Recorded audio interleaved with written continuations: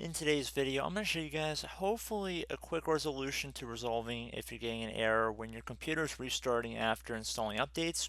This says failure to configure Windows updates, and it's reverting your changes. Do not turn off your computer. So this tutorial should be fairly straightforward for you guys, and without further ado, let's jump right into it. And we're going to start by opening up the start menu, and you want to type in services. Best match, or one of the best matches under programs, should say services here.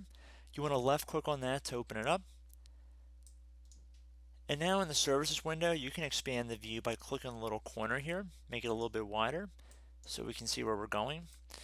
And I'm going to go to where it says background intelligence transfer service here. I'm going to right click on it, and then I'm going to left click on stop. This is just going to stop the background intelligence service, which is related to the Windows Update service that we're going down to right here. You want to right click on Windows Update as well, click on stop. Keep in mind, we're not actually disabling it, we're just turning it off until our computer restarts, and then it will revert back to whatever the startup type listed over here is. So if it's set to automatic, it's going to be running when your computer restarts, is basically what I'm saying. And I'm just going to close out of there, and we're going to open up the start menu, type in folder options, select folder options from the control panel list here, so folder options like it does on my screen.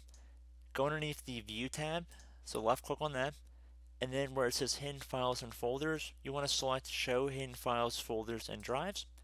Click on apply and OK. Now we're going to go back to start menu, and you want to type in computer.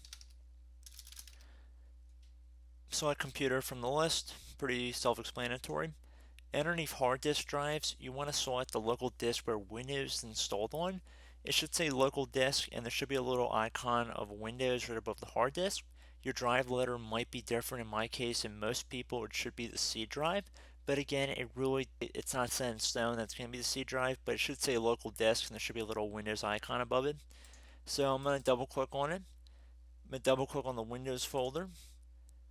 Now we're going to go down to software distribution, so double click on that.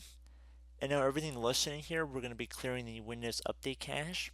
So this is just backup stored copies of Windows updates. By deleting all of these, which I'm doing right here, we're not actually deleting any updates that are installed on our computer. So just right click after highlighting all of them, select yes to delete them.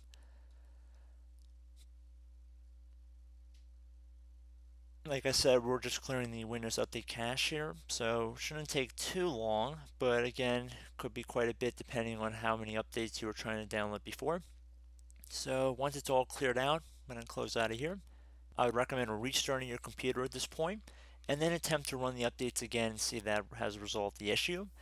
If that has not resolved the issue, we're going to open up a web browser. It really doesn't matter which web browser, but we're going to navigate over to this Microsoft domain link I'm going to have in the description. And it should say Windows Update Troubleshooter. You want to select the one for your respective version of Windows. Because this is a Windows 7 machine, I'm going to select Download Troubleshooter for Windows 7 and Windows 8.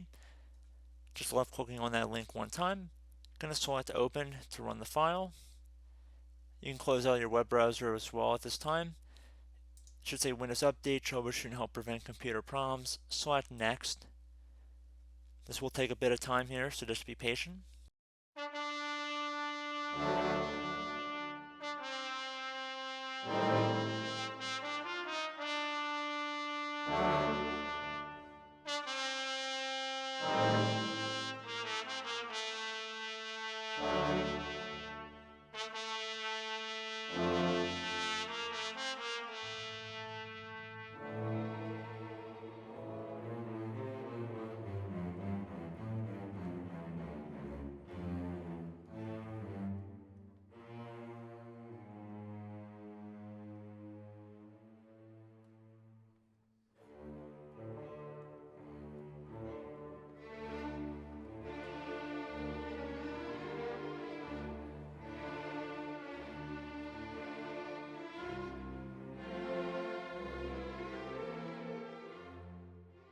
So it should say troubleshooting has completed.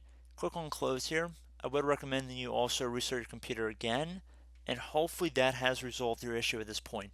So as always, thank you guys for watching this brief tutorial. I do hope I was able to help you out, and I look forward to catching you all in the next tutorial. Goodbye.